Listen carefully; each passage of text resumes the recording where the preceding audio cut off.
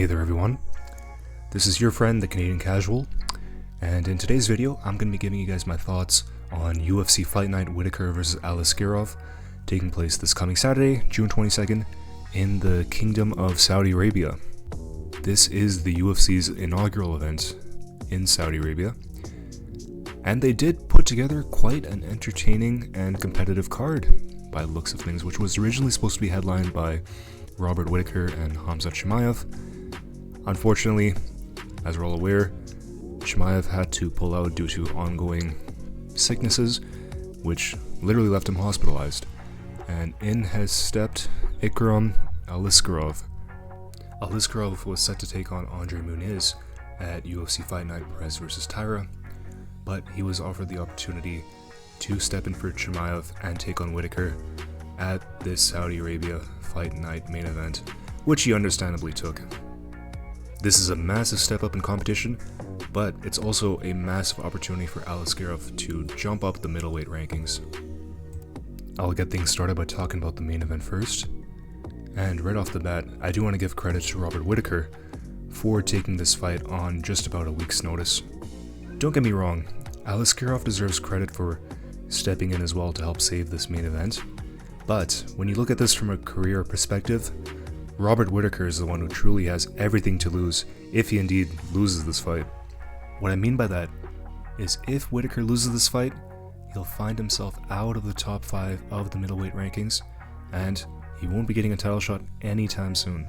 When Whittaker vs Chimaev was first announced, Dana White stated that the fight was going to be a title eliminator and that the winner of the fight would get the next shot at the middleweight belt. However, I have a strong suspicion that they're not going to offer Whittaker a title shot even if he does beat Aliskerov. For Aliskerov, this is a win-win situation. He essentially gets a free shot at a top 3 middleweight opponent, and if he's able to defeat Robert Whittaker, he'll definitely be ranked within the top 6, I would assume, and might be only one more fight away from a title shot himself.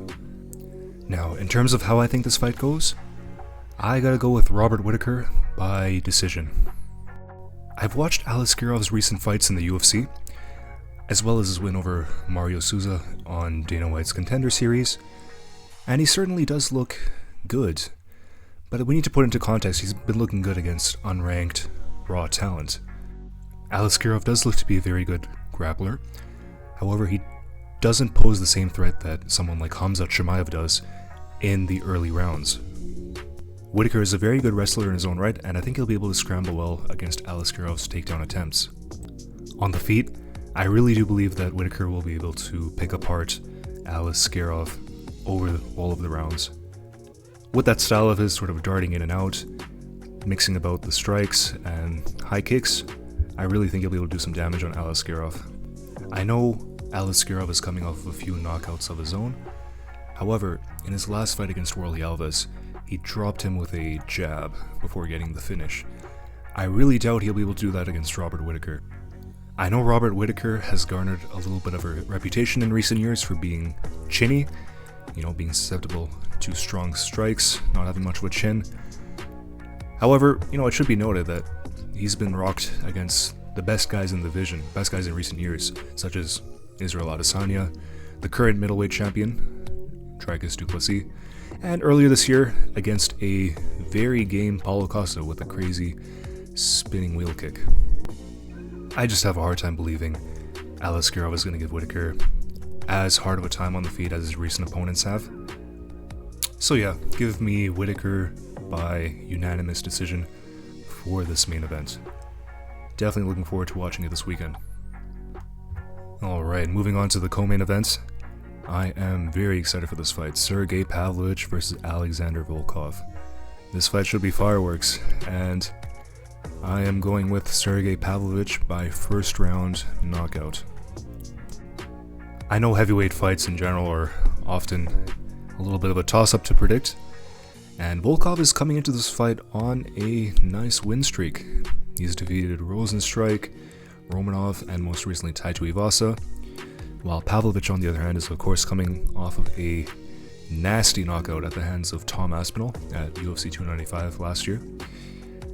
However, I really do believe that, if Pavlovich gets into the pocket with Volkov and they start trading, I really think he has the power just to knock Volkov out cold.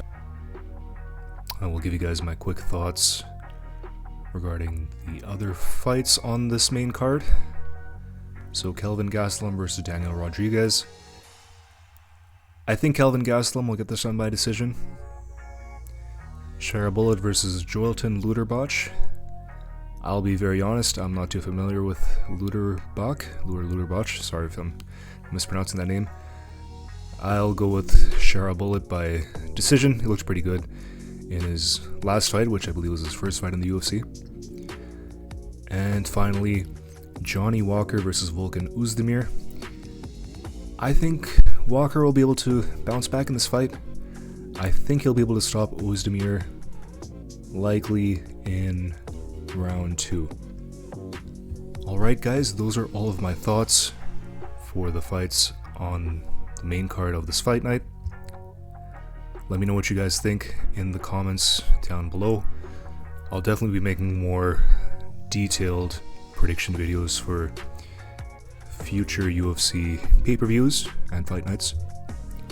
Thank you all for watching. If you enjoyed the video, please do drop a like and subscribe. This has been your friend, the Canadian Casual.